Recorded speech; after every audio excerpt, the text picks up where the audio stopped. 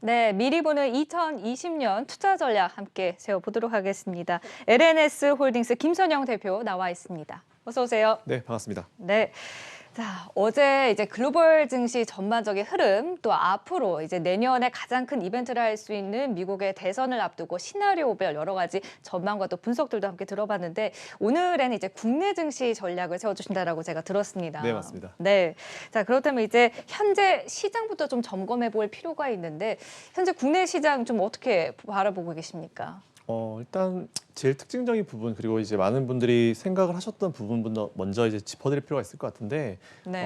이제 12월 말만 되면은 이제 슬슬 이제 올라오는 이제 멘트들이 산타 랠리라는 얘기가 사실 많이 올라왔습니다. 근데 저는 뭐 다른 이제 방송 나오면서 다른 시간대 방송 나오면서도 항상 말씀드렸지만 산타 랠리란 없다라고 없을 것이다라고 제가 말씀을 드렸고요. 올해 산타 랠리가 왜 없을 수밖에 없었는지에 대한 이유도 말씀을 드렸었는데 앞으로도 그럴 겁니다. 산타 랠리가 점점 이제 무의미해질 것이고요. 왜 그런지 제가 화면을 보면서 하나씩 좀 설명을 드릴 수 있도록 하겠습니다. 자, 어찌됐건 간에 지금 이제 시기 자체가 잘 아시겠지만 내년에 이제 대주주 양도세 과세 대상에 대한 부분이 좀 더 타이트해졌습니다. 타이트해졌고 네. 그 조건 자체가 굉장히 이제 정말 타이트해졌기 때문에 올 연말쯤 되면서 여러분들 아시겠지만 괜히 미국 시장은 정말 좋고 해외 시장은 정말 좋은데 왜 자꾸 이제 우리나라 증시는 힘을 못 받는 것인가, 이 매도 물량은 어디서 나오는 것인가 이런 생각을 많이 하셨을 텐데 그 물량 자체가 바로 대주주 양도세 과세를 피하기 위해서 잠깐 연말에 이제 피하기 위한 어떤 물량이라 보시면 될 것 같고요. 네. 중소형주와 중소형주 쪽에 사실 특히 좀 많이 몰려 있습니다. 뭐 시가총액도 상대적으로 적고 그리고 이제 상대적으로 이 코스피 종목보다 코스닥에 있는 기업들이 아무래도 유동성이 좀 딸리기 때문에 어떤 조그마한 물량이 나오게 되더라도 그냥 주가가 내려앉아 버리는 그런 현상이 발생을 한 것이고요. 세금 회피성 물량 개인 투자자의 비중이 높고 시총이 적은 코스닥에 집중되었다. MSCI 리밸런스 이후에 잔여 물량이 나오는 부분도 분명히 있고요. 그리고 양도세 회피 물량까지 합쳐지면서 이번 주 내내 시장을 괴롭혔다라고 보시면 될 것 같습니다. 이유 없는 시장의 하락이었죠. 그래서 사실 이유를 잘 모르겠다 하신 분들은 이게 이유다라고 보시면 될 것 같고요. 제가 생각했을 때는 26일 어저께가 마지막 물량 출의 피크였다고 보고 있습니다. 왜냐하면 어제 매도를 해야지 이제 올해 주주가 되지 않기 때문에 어제 매도 물량의 마지막 피크가 어제였다 보고 있고 매수 이후에 뭐 이건 여러분이 워낙 잘 아시는 부분들이고요. 사실은 이제 그 제가 중간에 또 말씀드리고 싶은 부분이 여기다가 이제 배당락, 오늘이 배당락일이죠. 배당락 멘트가 좀 드리고 싶은데 배당락 같은 경우는 여러분 다시 한 번 말씀드리지만 방금 산타 랠리처럼 배당락의 어떤 의미도 2000년을 기준으로 좀 많이 좀 무의미해진 느낌이 좀 많습니다. 그 전에는 시가 자체를 강제적으로 조정을 해가지고 배당락은 강제적으로 조정을 해서 내려서 시장을 했는데 2000년 이후에는 시장의 자율에 맡기는 경향이 강해지면서 배당락만큼 주가가 초반에 빠지지만 제가 통계적으로 보니까 2001년부터 2018년까지 쭉 보니까 오히려 시초가는 많이 밀지만 종가에서는 많이 끌어올리고 한 1, 2% 정도 주가를 밀지만 종가 근처에는 마이너스 0.1, 2%대까지 주가를 올리는 경향이 굉장히 강해졌습니다. 그 얘기는 과거보다는 이제 어떤 그 배당락이었던 그 걱정을 좀 덜어놓으셔도 된다라는 말씀을 드리고 싶고요. 이어가 보겠습니다. 어쨌든 이제 산타 랠리라는 것은 앞으로 좀 더 없어질 겁니다. 왜냐하면 미국도 사실은 예전에 산타 랠리라는 것이 있었습니다. 하지만 산타 랠리가 점점 이제 앞에서 말씀드린 이유대로 점점 사라지는 그런 분위기로 가고 있고요.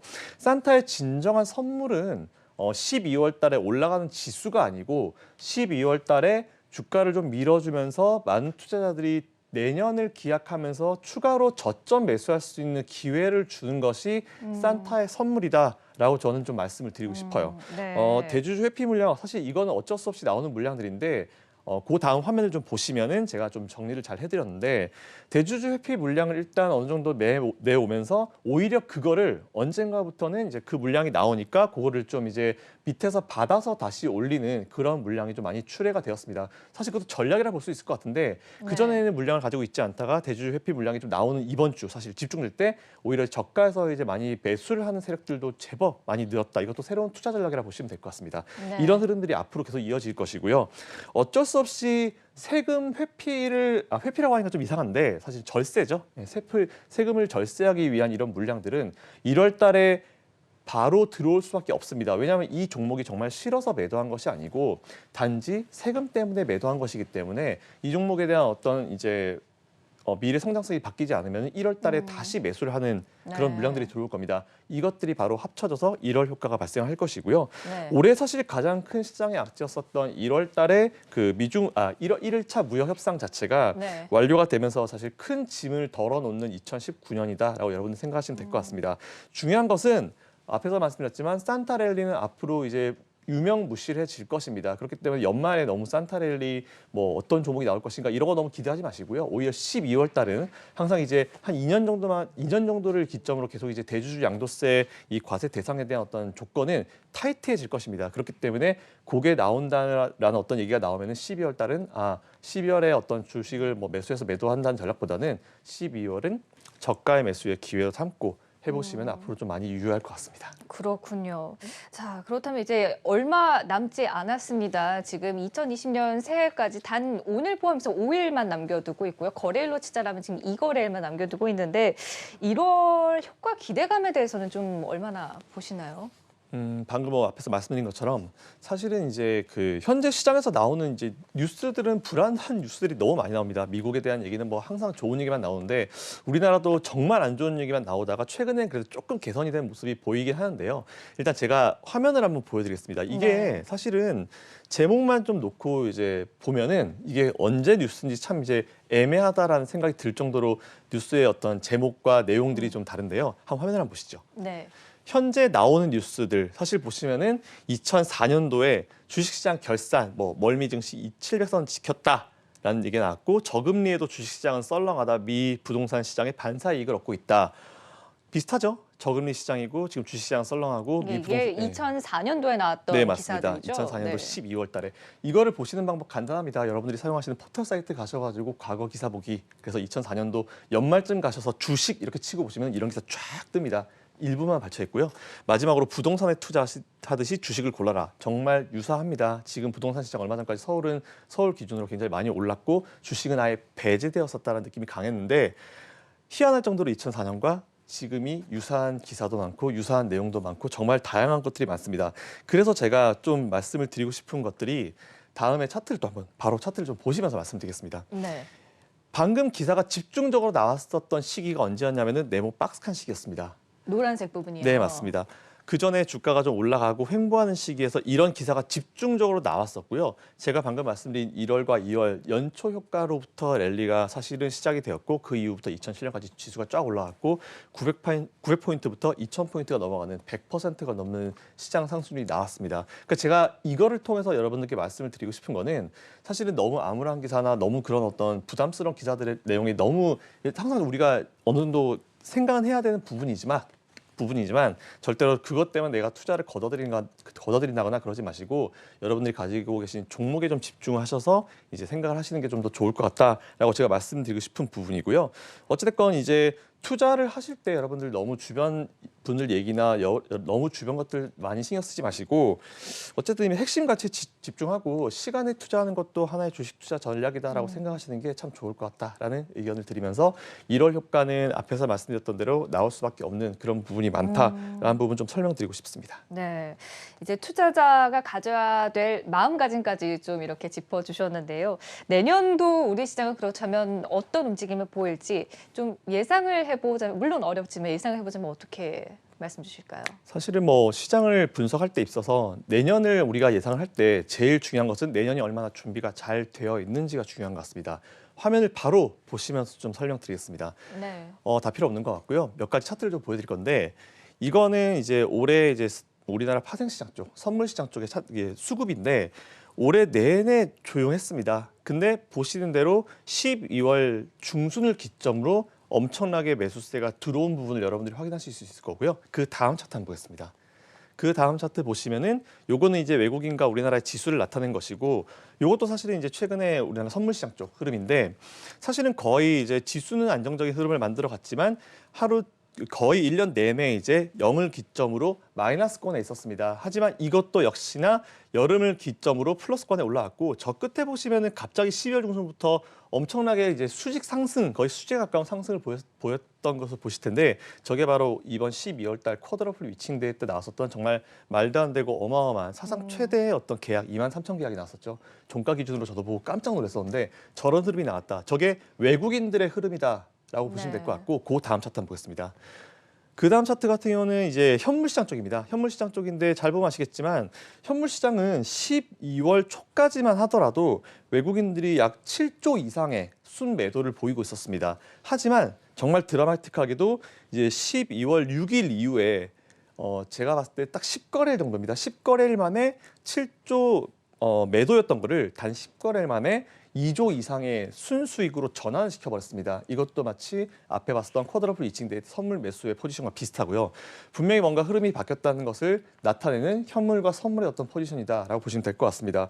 어쨌든 사상 최대의 어떤 그 선물 매수 포지션이 나왔다는 것은 의미가 굉장히 좀 크다라고 좀 말씀드리고 싶고요. 네. 어쨌든 이제 마지막 다음 화면을 좀 보시면서 좀 제가 이 파트 좀 분석을 좀 해드릴 텐데 요거는 환율입니다. 환율은 지수를 항상 분석할 때 여러분들께 말씀드리고 싶은 게 환율이 최근에 원화 그리고 이제 위안화도 같이 강세로 들어가고 있습니다. 강세로 들어간 거는 여러분 아시겠지만 외국인들이 우리나라에 이제 환차익 최소한 이제 한국에 투자했을 때 주식 수익은 뭐 둘째 치더라도 환차익을 얻을 수 있는 기본 최소한 조건이 됐다라고 보실 수 있다라는 부분 좀 포인트 잡아드리고 싶고요. 정리 한번 해드리도록 하겠습니다. 네. 그다음 화면 보시죠. 현재 우리나라 주식시장의 심리는 굉장히 어둡습니다. 뭐 주식 어디 가가지고 주식 지금 해야 된다라고 얘기하면은 좋은 소리 절대 못 듣는 시장 얘기고요, 상황이고요. 과거에 2003년, 2004년도도 그랬지만 지금도 마찬가지다라고 말씀드리고 싶습니다. 외국인들의 올해 현 선물은 누적 매수를 확인해 보시면 확연히 뭔가 달라진 걸 보실 수 있을 거고요. 원 달러 대비해서 강세, 위안화도 강세로 들어갔다. 외국인 입장에서는 적어도 환차익에 대한 기대감을 가질 수 있는 그런 분위기다. 원 달러 환율에 대한 추세적 하락은 외국인들의 매수세를 촉발하게 되는 계기다. 사실 이런 부분이 내년 1월을 기대하면서 우리가 이제 시장의 준비가 잘 되어 가고 있다라는 부분을 여러분들이 생각하실 수 있는 요건이 되지 않을까라고 생각하고 있습니다. 그렇군요. 네, 말씀해주신 거를 보니까 내년 기대감을 가져봐도 되는 이유들을 쭉 이렇게 짚어주셨는데 또 한편으로는 너무 기대감만 갖는 건 아닌가 유념해야 될 부분들도 당연히 좀 있지 않을까요? 네, 맞습니다. 그래서 제가 항상 좋은 말만 사실 저는 이제 좀 긍정론자에 가깝기 때문에 긍정적인 얘기를 해드리지만 그렇다 하더라도 여러분들이 좀 이제 듣기 좀 불편하시더라도 불편한 어떤 경계하셔야 될 부분들도 우리가 미리 알고 들어가야 됩니다. 원래 매도 이제 맞기 전에 선생님이 때릴 때 뒤에 먼저 보고 있다가 맞는 게 좀 덜 아프기 때문에 그런 느낌으로 제가 이제 기대감을 가져도 되는 하지만 경계심을 가져야 되는 이유를 몇 가지 좀 설명드릴 텐데 그 다음 화면 보시면서 바로 설명을 좀 드리도록 하겠습니다. 네. 일단은 국내, 국외로 나눠서 좀 볼 것이고요. 국내 먼저 한번 살펴보도록 하겠습니다. 그 다음 화면 좀 보여주시죠. 네, 국내는 총 5가지입니다. 첫 번째, 여전히 지속 중인 일본과의 어떤 무역 갈등이다라고 좀 설명드리고 싶고요. 저거는 시간이 좀 해결해 줄 부분이고 철저히 이건 정치적인 부분이기 때문에 정치적으로 해결할 수밖에 없습니다. 근데 정치적인 부분들은 사실은 이제 해결을 못하는 게 아니고 그냥 안 하고 있는 거죠. 본인들이 원하는 게 있기 때문에 해결을 안 하고 있는 부분들이고 이건 정치적으로 어떤 해결이 좀 필요한 부분이다라고 말씀드리고 싶고요. 두 번째는 국내 총선 4월 달에 있습니다. 이거 결과에 따라서 어떻게 될지 이것도 좀 생각해 볼 필요가 좀 있을 것 같고요. 세 번째, 북한과의 관계입니다. 이거는 미국과 북한과의 어떤 대화가 재개가 되는지 안 되는지 그거에 따라서 이제 좀 달라질 것 같고요. 네 번째, 지속되는 경기 침체 우려 및 비관론 확산. 지금 보면은 상당히 안 좋은 기사들만 나오고 있습니다. 앞에서 제가 말씀드린 것과 같은 맥락인데 이것도 내년에는 좀 괴롭힐 수가 있습니다. 하지만 지수가 만일 탄력을 받고 올라가기 시작하면은 요 내용은 언제 그랬냐는 듯이 전 포털에서 다 사라질 겁니다. 한번 그럼 보시면 될 것 같고요. 마지막 5번째, 빠르게 올라가는 개인 부채 및 각종 연체율 증가 상황. 사실 이거는 우리나라뿐만 아니고 유럽이나 해외도 마찬가지입니다. 전체 그 글로벌 시장의 어떤 경기 침체와 관련된 부분이기 때문에 이거는 제가 국내로 넣긴 넣었지만 전 세계의 어떤 공통점이다라고 보시면 될 것 같고요. 네. 그 다음에 국외적인 부분 한번 살펴보겠습니다. 네. 국외는 2차 미중 협상 아시겠지만 화웨이 관련 이슈가 좀 생겼죠. 근데 화웨이 관련 이슈를 잠깐 말씀드리면은 네. 다 알고 있는 부분들입니다. 미국도 이미 화웨이가 이제 중국에서 컨트롤해서 알고 있다는 부분 잘 알고 있는 부분이고 잘 아시겠지만 이제 요 얘기는 안 하겠습니다. 두 번째, 그 미국과의 어떤 북한과의 대화 모드 방향인데 이건 앞에 우리 국내, 국외 부분 같이 좀 생각하시면 될 것 같고요. 계속 나오는 중국 경제 붕괴설. 네, 요게 좀 뭔가 이슈가 되는 것 같은데 지금 뭔가 이제 미중 협상과 관련해서 이런 얘기가 자꾸 나오는 것 같은데 요것도 좀 경계를 하셔야 되는 부분인 것 같고요. 트럼프 재선 성공 이후에 본격적인 무역 갈등 전개 이거는 어제 시간에 한번 설명을 좀 드린 것 같은데 네. 이것도 뭐 대보고 이제 그때 당시에 이제 어떻게 진행되냐에 따라서 우리가 좀 전개를 해 나갈 것 같습니다. 그리고 마지막 다섯 번째 여전히 이어지고 있는 홍콩 시위 문제 끝나지 않습니다. 근데 이것도 여전히 미국이 좀 이제 중국을 압박하는 어떤 요건으로 좀 사용할 수 있는 거기 때문에 요 다섯 가지는 우리가 올해 발생하긴 했지만 내년에도 좀 경계를 해야 되는 부분이다라고 생각하시면 될 것 같습니다. 네, 이러한 경계 요인들을 이제 잘 극복을 한다라면 우리 시장도 꾸준한 좀 상승세를 이어갈 수 있지 않을까라는 기대감도 가져보게 되는데요. 그렇다면 이제 마지막으로 종합적인 전망과 함께 파이널 투자 전략을 함께 세워보면 어떨까 싶어요. 네네. 제목을 한번 제가 지어봤는데요. 그간의 고생을 보답받는 2020년이 될 것이다. 감히 제가 좀 이렇게 크게 한번 지어봤습니다. 내용을 보시면서 바로 말씀드리겠습니다. 2018년 1월 달 역사적 고점 2,607포인트를 찍고 거의 2년 동안 증시는 하락 추세에 들어갔습니다. 이 과정에서 많은 가치 투자자들과 개인 투자자들, 실제로 제 주변에 가치 투자한다는 지인분들도 굉장히 시장을 많이 떠났습니다. 떠났고 개인들도 많이 이탈을 하고 오히려 이탈을 하고 싶은데 지금 너무 손실이 커서 이탈을 하지 못하는 개인들이 많은데요. 이 개인들은 이제 지수가 좀 올라오고 종목이 올라오면은 손절을 치고 이제 더 이상 보기 싫다고 떠난 분들도 제법 많이 나올 겁니다. 하지만 그 이후에 지수는 계속 올라갈 것이고 그러면서 개인들이 다시 또 고점에 들어오지 않았으면 좋겠다는 게 사실 제 바람입니다. 그래서 좀 넣어봤고요. 주식시장에서 수익률을 보는 투자자의 비율은 2~3% 이하입니다. 나머지 97~, 8%가 사실은 손실을 보는 게 이 주식시장의 기본적인 어떤 그 상황이기 때문에 대부분의 투자자들은 수익을 거두지 못한다는 결론 그리고 이걸 우리가 이제 인정을 하고 인식을 하고 들어가야 됩니다. 최근까지 하락 추세가 그런 투자자들을 거르는 시간이 됐을 거라 보고 있고 지수가 좀 올라왔을 때 좀 그런 분들이 더 이제 이탈하는 그런 상황이 될 것 같습니다. 그래서 다음 화면을 바로 보시면 좀 설명드리면요. 네. 정부의 어쨌든 대주주 양도세 기준 강화가 단기 투자 성향의 투자 환경을 중장기적으로 바꾸려는 정부의 의도가 분명히 있습니다. 참고는 미국 쪽 참고해 보시면 될 것 같고요. 원화 가치 상승으로 외국인들의 자금 투자를 우리나라로 들어올 가능성 충분하다. 그리고 어제 좀 말씀드렸지만 해외와 연결해서 우리나라 쪽에 자금이 들어올 가능성 충분히 있다는 부분 말씀드리고 싶고요. 특정 포인트가 넘어가게 되면은 기관도 가세할 조건이 될 것이다. 저는 이 특정 포인트를 1차 포인트가 2,300 정도로 보고 있습니다. 2,300 정도 포인트가 넘어가게 되면은 이제 아무래도 그 개인들의 펀드 쪽으로 물량이 들어가게 될 것으로 판단하고 있고요. 그렇게 되면 금융 투자와 투신권의 어떤 매수 여력이 많아지게 되는 거죠. 그래서 그 포인트가 될 것이라 생각하고 있고 단 한 번에 불을 붙여주는 과정이 필요하다 생각합니다. 근데 그 시작점이 제 생각에는 4월 총선이 될 가능성이 크다라고 저는 보고 있습니다. 왜냐하면은 네. 아무래도 4월 총선이 되게 되면 여러 가지 종목들이 많이 움직이게 되겠죠. 기대감을 많이 움직이게 되겠고 그러면서 주식시장의 활성화가 좀 만들어질 가능성이 크다라고 보고 있습니다. 어쨌든 제가 종합적으로 2020년도의 투자 전략을 좀 설명드리면은 네. 시장 다음 화면 바로 넘어가 보죠. 시장은 항상 상승과 하락을 반복하면서 이제 상승한다 보시면 될 것 같고 포트폴리오상 장기부터 초단기까지 잘 맞추셔서 비중을 맞춰 나가시는 게 중요합니다. 시장이 좋다고 무조건 너무 단기적으로 포트를 꾸려 나가신 거는 자살행위입니다. 절대로 시장이 좋다고 그러지 마시고 시장이 좋든 안 좋든 포트폴리오를 항상 유지해 나가시는 전략이 중요한 것 같고요. 대세 상승장의 초반은 항상 대형주 위주로 움직입니다. 외국인들 입장에서 생각해 보면 될 것 같아요. 우리나라 사람 입장에서 생각해 보시지 말고 외국인 입장에서 우리나라를 투자한다고 생각했을 때 뭐가 생각날까요? 대형주가 생각나겠죠. 그런 위주부터 올라갈 수밖에 없을 것이고 이건 당연히 IT 이쪽으로 이제 여러분이 집중해 보시면 될 것 같습니다.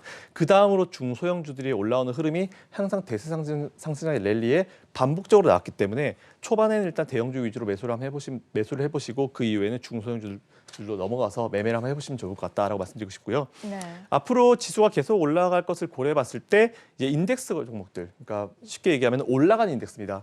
레버리지 종목들 각 이제 증권사별 레버리지 종목들 있죠. 그 종목들을 한 개 정도 장기 투자 권유 최대 비중 한 30% 정도를 장기로 한번 투자해 보시라는 전략을 좀 드리고 싶고요.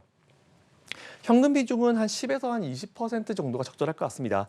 적정 조정기에 기존에 했던 종목들을 단가를 낮춰가면서 재상승할 때 수익을 좀 크게 노려볼 수 있는 그런 효과가 참 좋을 것 같고요. 마지막으로 보겠습니다. 북한 이슈, 미국 재선, 국내 경기 위기, 각종 악재 기사들은 적정 조정을 줄 수 있는 좋은 핑계가 될 겁니다. 시장이 상승기로 들어가더라도 상승과 하락을 반복하는데 하락을 할 때는 분명히 뭔가 이슈가 있어야 됩니다.